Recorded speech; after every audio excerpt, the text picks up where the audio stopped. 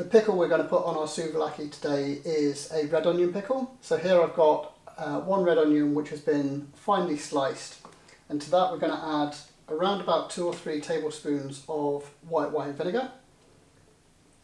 So that will give us the pickle.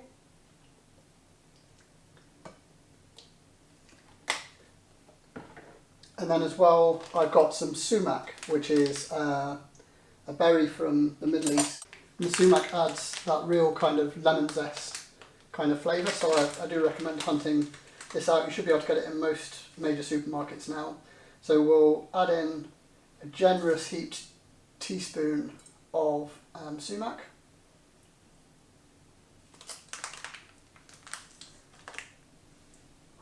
And we'll just give this a bit of a stir around.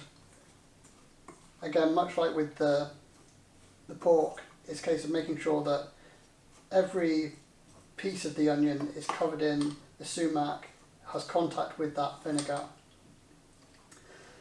And you'll notice that it's not swimming in vinegar. It doesn't need to be absolutely saturated. It just needs to have enough vinegar to come into contact with it to start to break down the cells in the onion just that little bit to just give it that really light, tasty pickle.